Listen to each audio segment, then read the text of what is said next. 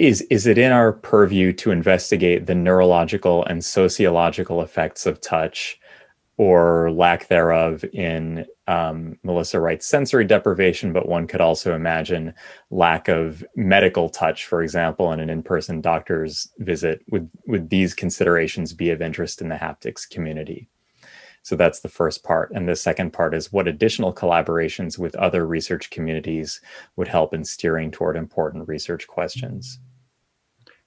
Okay, that was great. I think Tanya already hit on the first part, the need for social touch, and those in the context of the pandemic. But I think we do want to have a deeper understanding of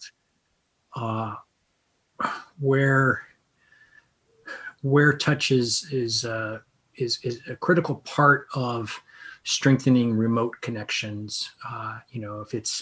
If it's telehealth and it's an evaluative procedure, a physical exam, or if it's caregiving, and there's a need to provide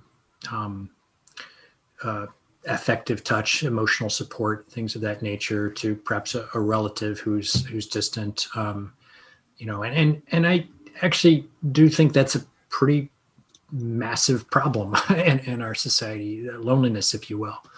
And it's not just the pandemic, although certainly it's highlighted it and made it worse. So I think we need to understand those things much better. I think like a lot of other people, I've found that hanging out with my distant family members over Zoom it goes a long way, but it's not the same as being there. And I don't know that that's about touch or not about touch, but I think we need to understand that more deeply than we do today. And I think that does mean new types of collaborations that have not been traditional in our field.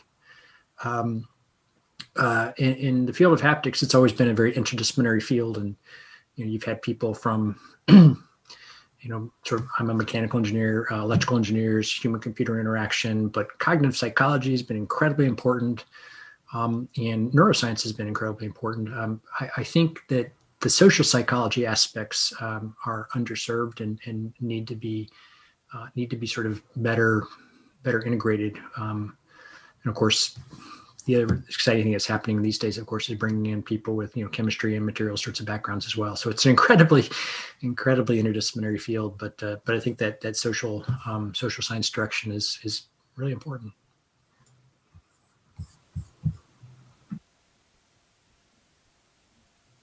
Anybody else want? Yep. I was just going to highlight the second part of the question, which I think is also interesting, is what other communities do you reach out to collaborate with? And maybe this is a question that each of the panelists could answer, like in your research program, in your experience.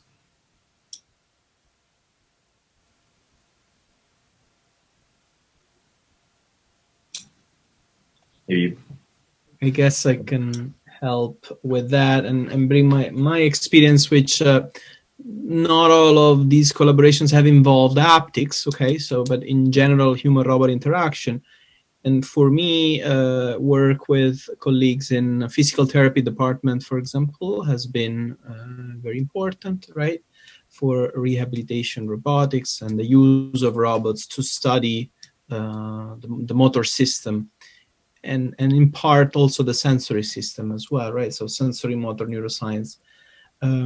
We've had also collaboration with people that are in kinesiology programs or like in basic science programs, and in psychology as well. For the perception of body schema is a theme that is shared between engineers and mostly psychologists as well. So these are the options that I can bring, like I can talk about for my experience. But I agree with Ed on the point of social. It is different than just the cognitive psychologists. The social sciences can offer additional insight that it has been underlooked and undercovered so far.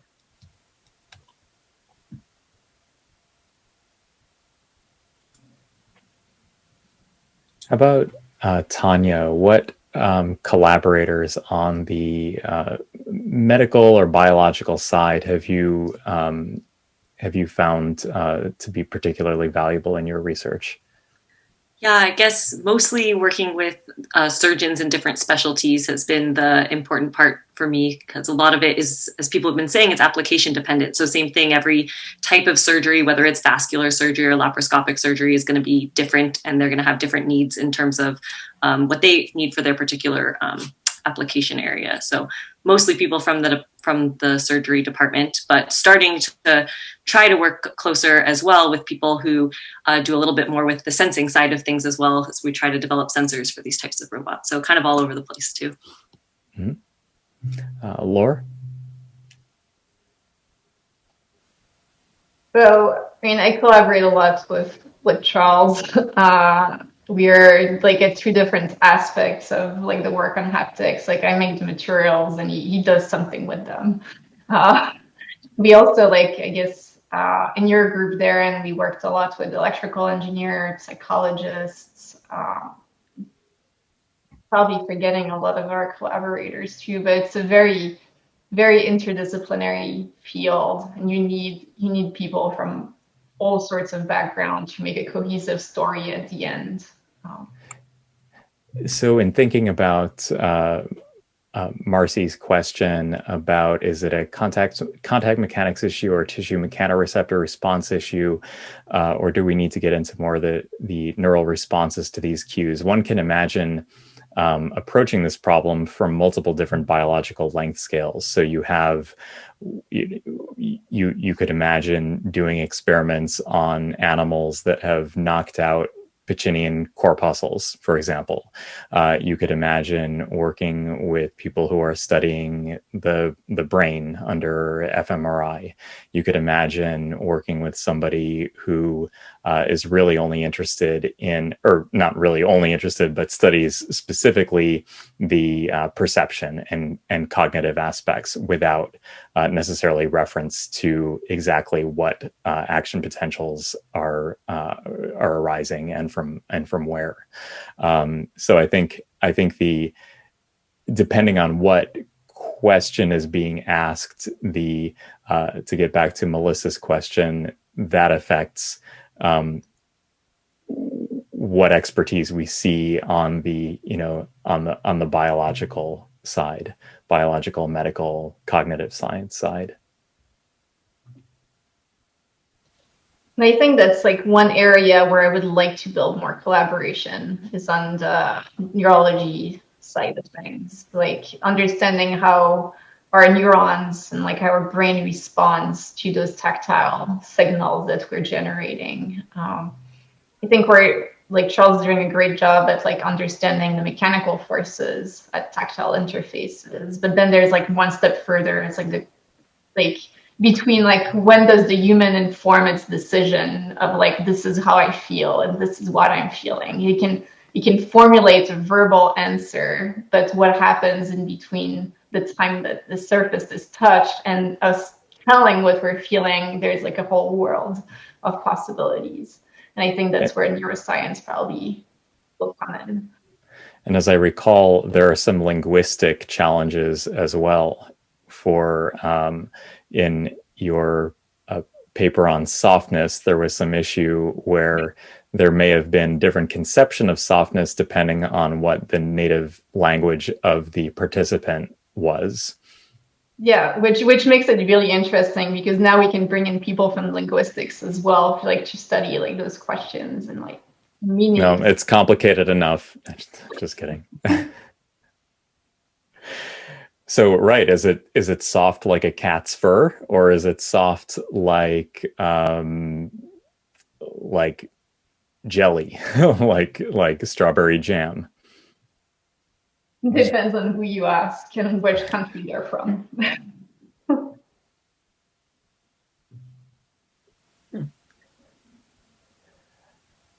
Okay, how about materials problems, materials challenges? So this is MRS, and we each interface with materials in some way or another in our research.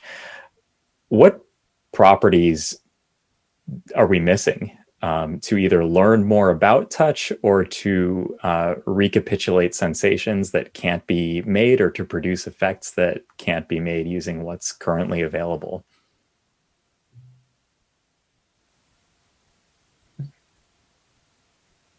So in soft robotics, there are problems with nonlinearities. Sometimes these are advantages, but sometimes they're problems. We have issues with slowness due to viscoelastic effects in common elastomers.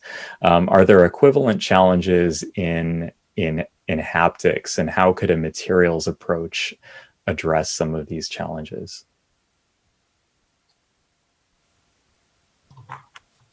I think there's two definite ones that you can think about. One kind of things we've touched upon. One is the speed of actuation is always going to be a challenge, whether that's for bulk motion or whether for some of these more fine touch surface aspects that we're talking about. So how can we create this with a high enough response so that a user finds them convincing? I think the other one is going to be layering multiple sensations. So can you have one material adopts 3 configurations? How are you going to, like, if you want to recreate multiple sensations, do you have to keep switching out the material you're touching?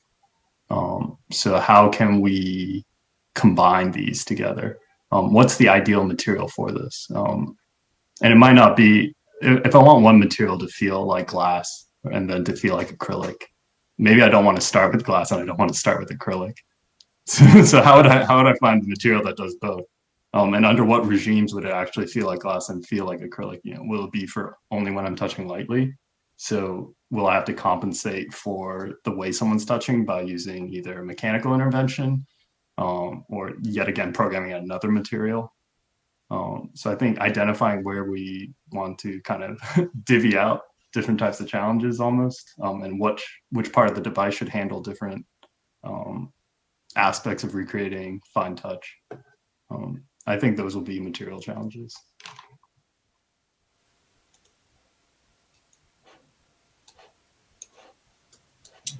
I'd love to have a way of, we've made a lot of progress modulating friction, but I'd like to be able to modulate it over a much broader range, from much higher and much lower friction levels, and to be able to localize that effect and to be able to do it at almost no energy cost. Then we'd really have something. And I do think that's a materials challenge. May have something to do with electric fields too, but it's probably a materials challenge.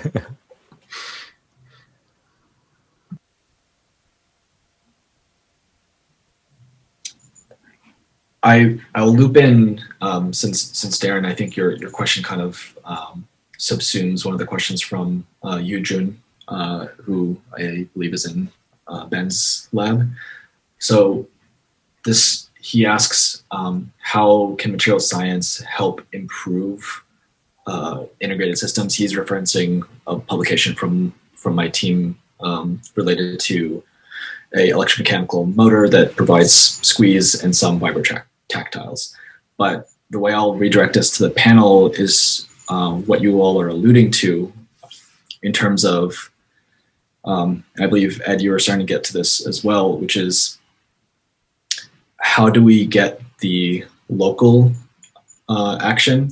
So is there, in addition to energy, which you all talked about in the first hour, are there questions that you all have about how do we increase the density of localization, resolution, and so on? Like, what are the questions that you have regarding that? Can I see Laura nodding her head? So perhaps you can kick us off.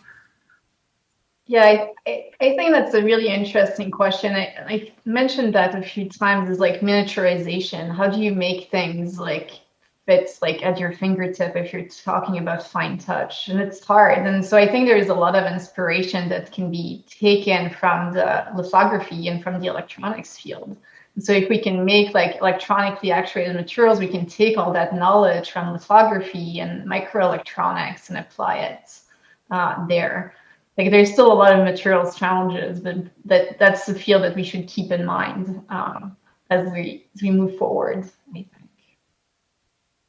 And it's hard. Like, I'm taking like a lot of like ideas from like this panel. It's like, okay, what are some of the things like that are needed? Like, what is the new chemistry that would be needed to enable those technologies? So I'm more taking notes than participating at this point. Me too. This is a gold mine, actually. I'm so glad it's being recorded. I have a question. I mean, this miniaturization is, I think, just a huge problem, and a really important one. And there's, I think you mentioned, Laura, this lithography, and I think that in the context of soft systems is certainly very important. But we mentioned in the first hour the fact that a lot of things that we touch in the world are kind of hard. And so one of the things that I can't even visualize is how we develop systems that achieve this sort of miniaturization, but that can be controlled to emulate, things that range from the very soft to the very, very hard. And I think it's actually, I may be wrong, but I think it might be important to actually accomplish that in one system, because we transition from soft to hard, very rapidly as we interact with things in the real world.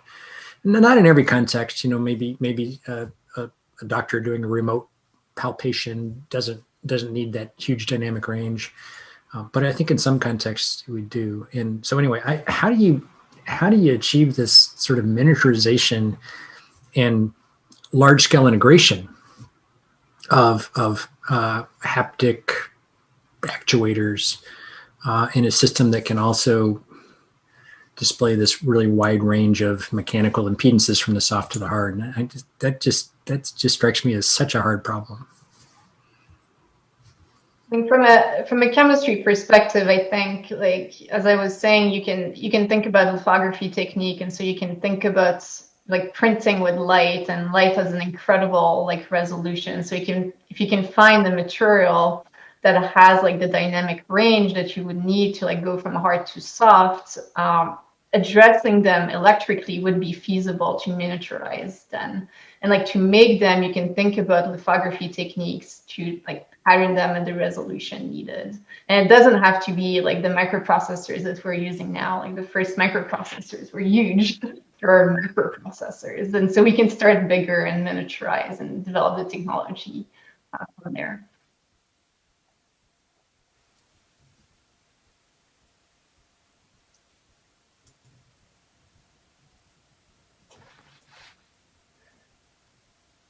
But then it may seem that, oh, sorry, you were going to say something. Well, I guess since we talked a lot about energy and now comparing to microelectronics, so these are like very big questions as we see how important improving energy storage and how important Moore's law has been. So I suppose a question I have for the panelists: how do we know we're making progress? Like, what are the things that you can point to in the past few decades and look forward to in the next few decades and say, okay, this is the vector. Like, I see that we're getting better. And what do you point to say that we're getting better?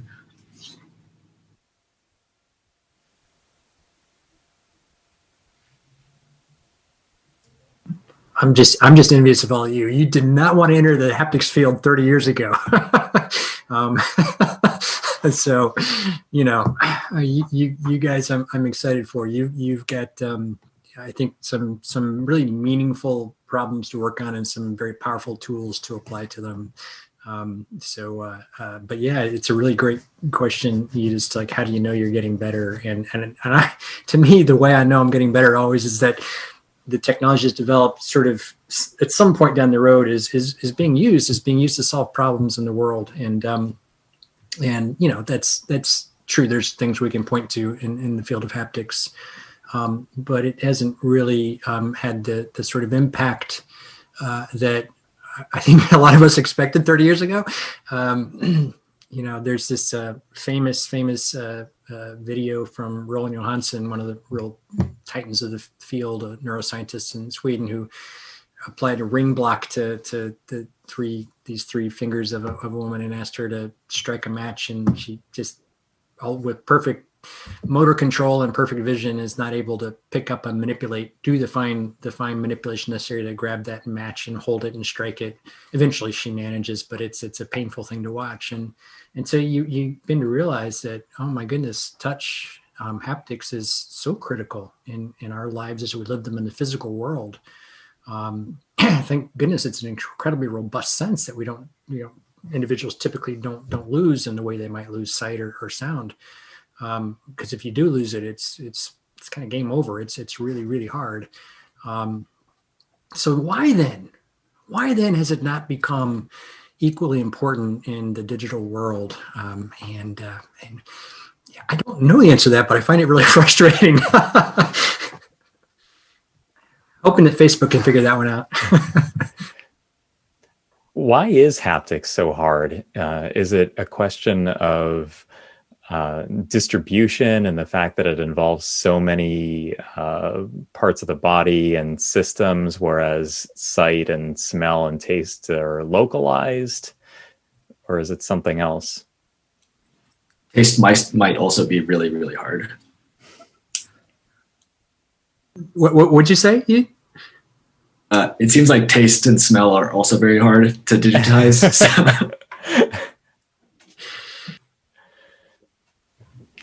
And they're nicely localized, right?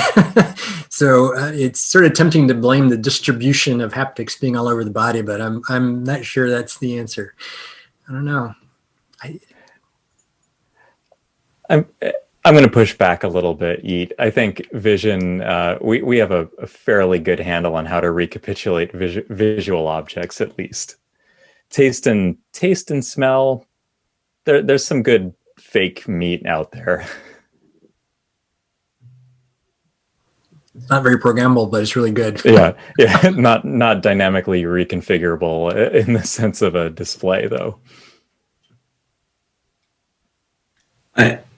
I want to ask the same question that to the other panelists, because I want to know, like, what do y'all look forward to in your research programs? Like, what do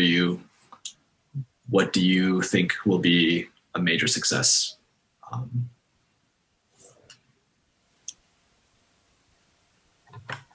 Yeah, I mean, I think that's a really deep question. Like, what is success? I think one of the ways, at least we can pose maybe like progress in the field is we need some way to quantify haptics. I think that's a robust way. So one of the things we did when we were doing the softness thing is we found this very quantitative relationship, or as much as we can, that yes, like if something feels good or something feels bad, that is subjective. But if you're taking a vision test and you can't see something, or one thing is brighter than the other, yes, there's a human component, but these are a little more quantifiable and objective. And so for people coming from a material science background or a physical science background, they may be a little scared of haptics because it does have such a human component. But there are more quantifiable measures. So when I think about haptics, you can go back and think about how they first determined, what's the resolution of touch. That's something people think about, like, I need to make smaller and smaller displays so I can have higher and higher resolution. And I don't know if that's actually the main problem. So when you think about how they determine the resolution of touch, what they did is they took metal fibers and they poked them at different distances on your body or on your fingertip. And some places are better, some places are worse. But these metal fibers are not very, who's administering the test, where is it on, how is it poking? Do you often poke yourself with metal fibers in everyday interactions? So are these really realistic to your everyday experiences? So I think this kind of push for identifying this like fundamental components of touch is this idea of, yes, we can recreate this more. People are saying, I break it down from a scale of 1 to 10, 1, 2, 3, 4, or is it 1.5 or 1.2, 1.1? I think that's a way to at least measure some progress. And I think, for me, personal success would be identifying, like, let's say three basic fundamental tactile sensations that, everyone more or less feels along a similar axis, provided, we do the language localization properly and ask the right question. You want an equation for softness, an equation for moisture, an equation for thermal conductivity, which is probably the most theoretically tractable one, and you want to dial in with a material synthesis and be able to touch it and predict where that person, plus or minus some error, is going to place it in this three-dimensional space. Right. Yeah. And I think that would be great. And then the fact that a next person comes in, or the same person comes back in the second day. So I think without that, it would be really hard to know if you're improving. So that's why I think it's so important. But it would be nice. I mean, maybe it's possible, maybe it's not.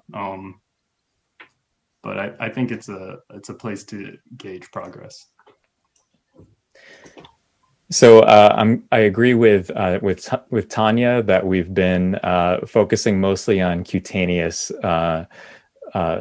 signals and less on kinesthetic ones. So I want to give Tanya and Fabrizio a chance to comment on what does success look like in, say, medical haptics, medical robotics, where most of would it be fair to say that the key interactions would be kinesthetic as opposed to tactile or cutaneous? And then what does success look like? Oh, okay, so I'll try to start. And so I was thinking about each question, and we've been talking a lot about energy, and has there been a vector of improvement? And I would say that on the standpoint of energy sources, I don't see that, at least not in devices that then make the use of like assistive devices. I wouldn't say there has been considerable improvement there. But I do think that a metric of success there would be a device, an assistive device that you bring home that stays with you and that you would adopt in everyday life. There is a lot of history of prostheses that are highly sophisticated that then do not get used. And here we're talking about amputees. They really need this additional, for example, hand or additional component of their body. And the problem is really adoption and something that they feel as being an embodied agent, part of their motor plan, right? So that they want to use it.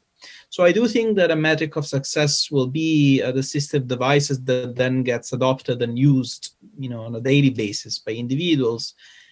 And yeah, we're not there yet. I mean, I may be using a watch, a smartwatch, right? But there's not a lot of mechanical action or kinesthetic feedback that device provides me. So. And I think in the realm of surgical robotics, I think just seeing haptics used at all would be a good metric of success. I think currently, if you teleoperate, people often compensate and just use vision, right, to figure out what they're interacting with. So I think even just seeing it used, people have gotten so good at using vision alone, but to use some force feedback, I think would be successful. I think it's maybe as simple as that. Maybe I'm oversimplifying it, but I think that would be definitely successful. And I think to get there, though, safety is one of the biggest issues I think that people often worry about in that context. And then sensing, putting these sensors, I think, as I've mentioned, on these devices is a big challenge in and of itself. So not just, how do we display the feedback back to the user, but how do we even sense what information, what forces that we want to provide to them, and putting these in these types of instruments, I think is a challenge, and maybe a materials challenge as well. Tanya, to what extent have randomized control trials been utilized in medical haptics? It seems to me that there would be a big risk in either the haptic group or the control group if you look at outcomes. I'm not sure which direction it would go, but what's the status? Yeah, I don't know. Yeah, I'm sorry. I don't know exactly what the status is on that. But yes, I agree. I think that it is a challenge in the medical field to do any types of those sorts of studies, on actual human patients. So I think that adds another layer of a challenge to getting these things actually in use.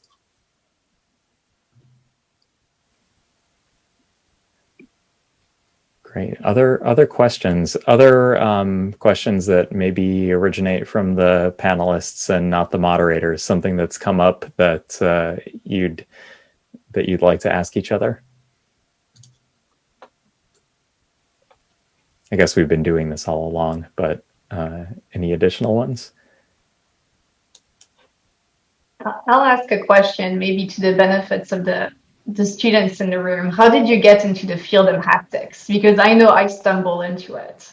Like, as somebody that started as a specialized in organic electronics, I never imagined that I would work on haptics. I actually had to Google the name when it was first mentioned to me, not that long ago.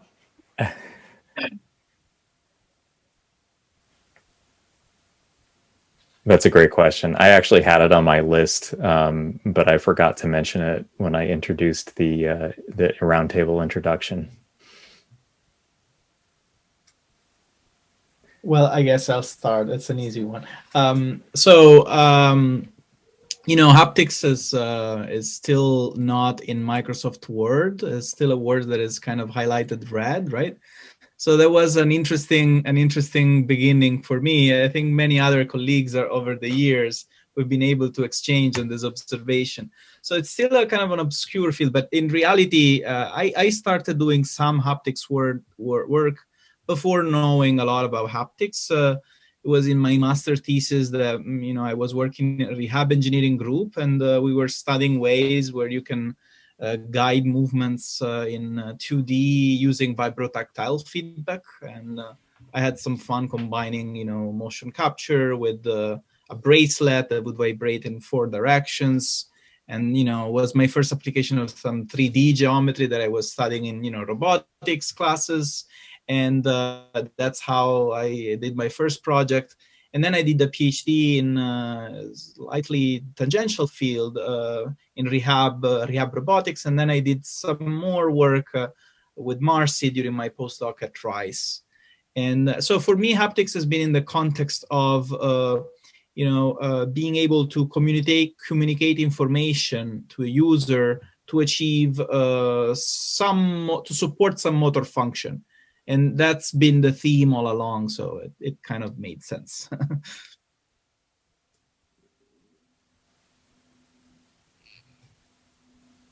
Great. I'll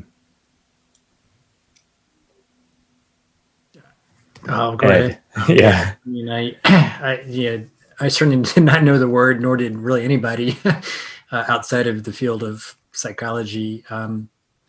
When I got started, my PhD work was in robotics, in particular looking at how to get robots to interact physically with the environment for things like parts assembly, et cetera. And when I started as a faculty member, robotics was kind of on a downward trajectory. So I thought, well, I'll work on remote manipulation,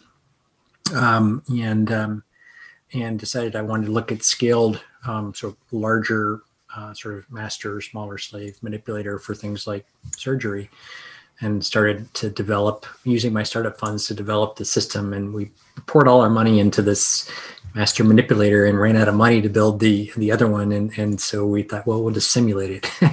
and it turned out around that time, a number of people were doing this, and we had no name for what we were doing. I remember talking about force reflecting kinesthetic displays, and you had to string all these words together, and it was pretty awful.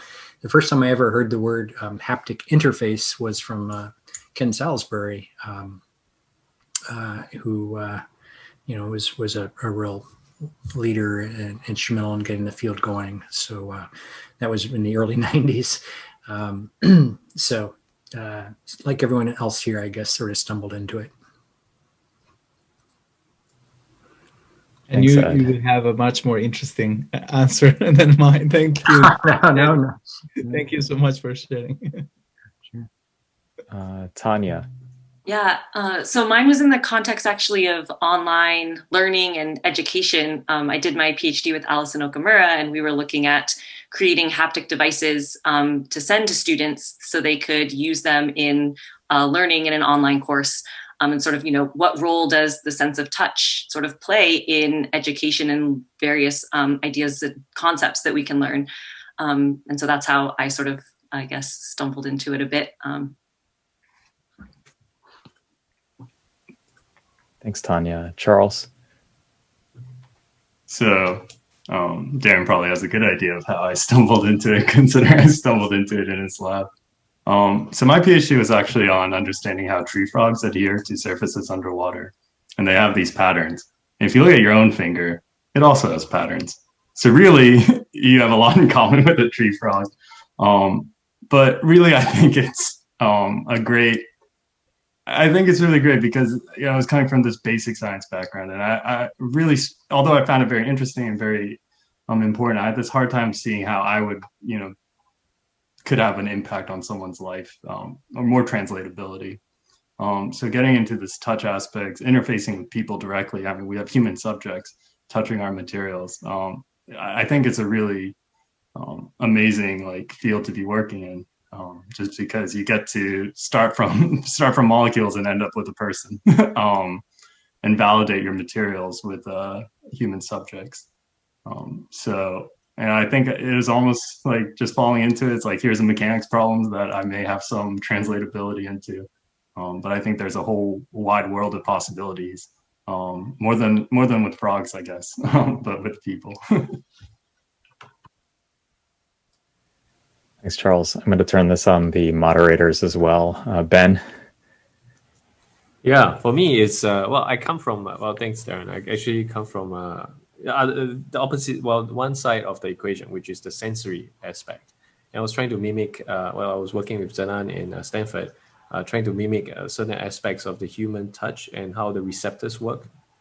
And so then I started my own group in Singapore, and I've been also furthering the idea of pushing receptor level research to more systems research, where we look at asynchronous systems and how we can get a lot of data from the sensors that we're developing very quickly to a nervous system that can operate a bit more neuromorphically, like the brain. And so we've learned a lot from Johansson, and it was wonderful. I actually get to meet him in person just right before 2020, and it was really nice. He also shared the famous video, and I think that understanding the neuroscience really helped me kind of move along in this trajectory towards the other side of the equation, which we are talking about, which is the actuation side. Because I think that the richness of a human experience is really both sensory and actuation. And so right now we are looking at how we can develop asynchronicity into the haptic interface, right? Because we now have an asynchronous sensor that can mimic the nervous system, the human nervous system. And we've done it and we talked about 1 millisecond, right? In fact, we now can go to sub-millisecond, right? In fact, nanosecond time scales of differentiating between different receptors from one of the systems we developed. And that's why I really was very thankful Darren kind of put together this symposium where we can see how we can put these two together, right? The sensory and actuation. And I think right now, for me, I'm personally very interested because I still see a lot of challenges mentioned earlier in terms of how fast we can actually actuate, and also the kind of energy density we can program into these materials. And it's just a rich field, and I'm very happy to continue this. And it's a bit early for me in terms of haptics. I'm actually very new, but I think it was somewhat directed coming from a sensory and a neuromorphic background to look at how we can bring some of these concepts into haptics. And also along the way, I've also met a lot of surgeons actually who actually invented robotic surgery, some of the endoscopic robots. And they're also saying that it's a big challenge now because they cannot feel these tissues. And for them, their training has always been tactile. They actually use their hands to operate. And then from there, they kind of have to now have a less able, they actually are somewhat paralyzed in that aspect when they use surgical robots. And so there's a big gap, and I'm very happy to kind of work in this field. I would say I'm a noob in haptics, and I'm very excited to meet all of you pioneers in this field. Great, thanks, Ben. Yeet. Yeah, thank you, Darren. And so very, very tangentially, I think I first caught a glimpse of it through Marcy's class at Rice. and I saw haptics being used, but I deviated from that path for a decade until finally, after being a professor briefly trying to make soft robots and focusing, as Laura has alluded to, this idea of like just how do we make things, make them better, make them more fine resolution. So thinking a lot about lithography. So I was all about manufacturing. And to Charles's point, I worked with Gecko adhesives and Gecko inspired adhesives. So I was really excited to see your all's talks and Ed's too about like all these interfacial models that I hadn't looked at since my PhD. I'm like, oh, okay, so this is useful.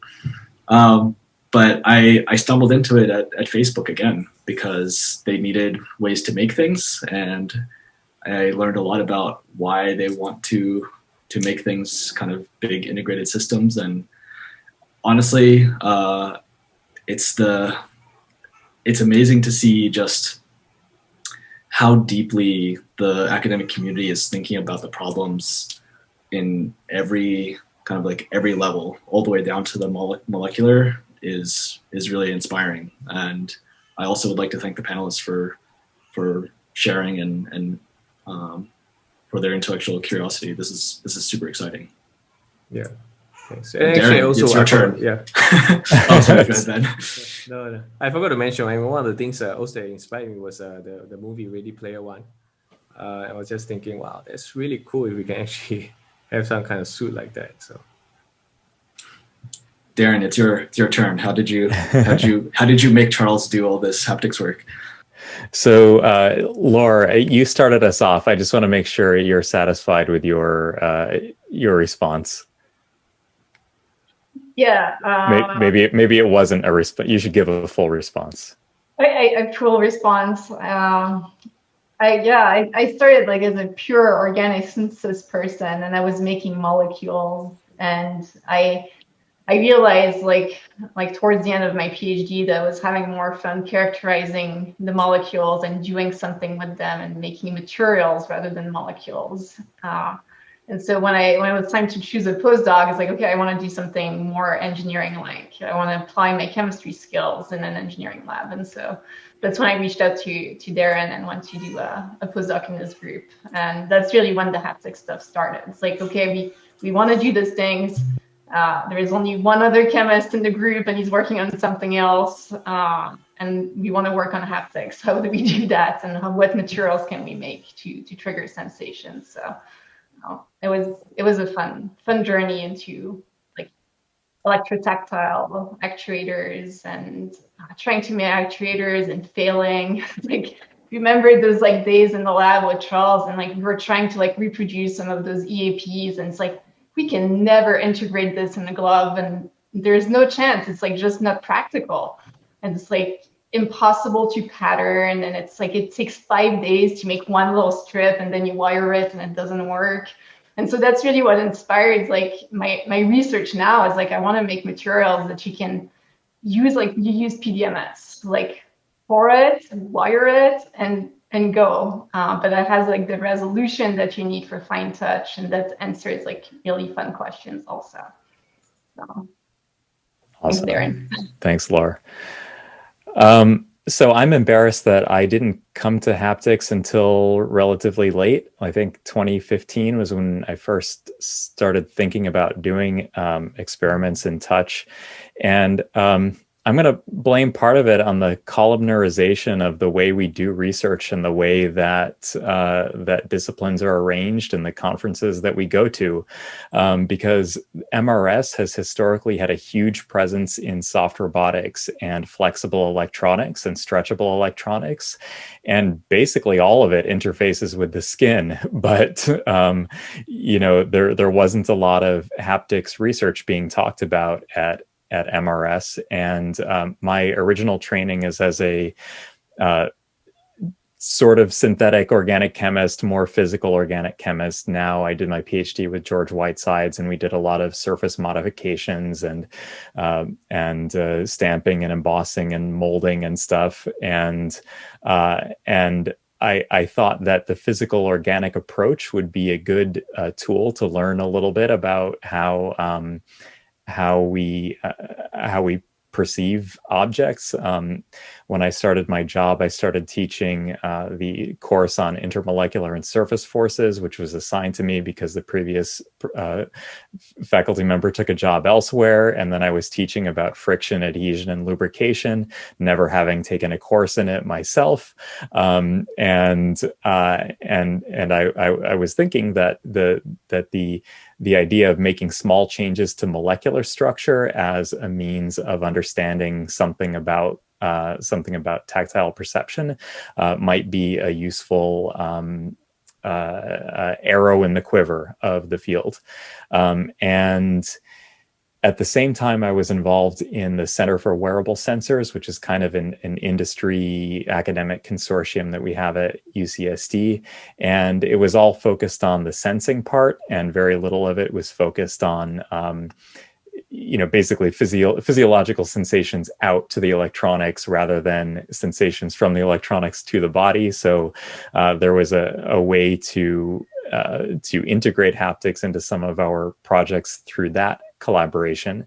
We had a collaborator, Benjamin Bratton, in visual arts that came to me with an idea of we should apply to the seed funding for, putting using haptic effects in VR art displays, which I thought was really interesting. And the last thing I would say is a really woo-woo hippie Marin County sort of thing, where I used to do a lot of open awareness meditation. I'm not a good meditator, but I do it fairly frequently. And I just became really interested in appreciating just sensations that I was all feeling and kind of wanted to, the sand on your feet and so on. And I thought it would be interesting to study it scientifically, and then, but using the tools that I had and the language that I had, which was atoms and molecules and one carbon homologations and cross-linking reactions and stuff like that. So I thought that could be a useful thing to add. And thankfully, around that time, I was joined by a couple of postdocs and graduate students in the group at the time who were really interested in sort of this post-tenure pie in the sky sort of new research direction, and it's been one of the most fulfilling project areas in our group's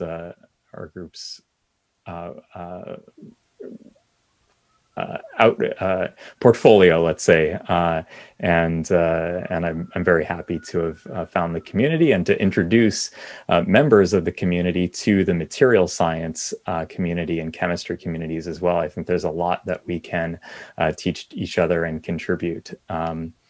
So my long-winded answer has taken us all the way up to the end of the time, and the recording is going to stop soon. So I want to thank all of the moderators and panelists and attendees for staying with us the entire time. This is great audience retention. We even have more than we did when we started. And we will actually have part 2 of this discussion tomorrow morning at 11:30 on the East Coast, 8:30 on the West Coast. And those of you in attendance who will be panelists or moderators, I would encourage you to log on right at the beginning if you can, and we can sort of have a smooth transition from haptic materials to haptic wearables, which are the topics for tomorrow. So thank you again, everybody. This was absolutely fantastic. Thanks. So I just wanted to plug, so for next year, be on the lookout for a similar related symposium. So part 2 of materials and haptics. Yes. All right. Take care, everybody. Have a good night. Thank you again, Darren. Good night. Thank you, Darren. Thank you. Thank you.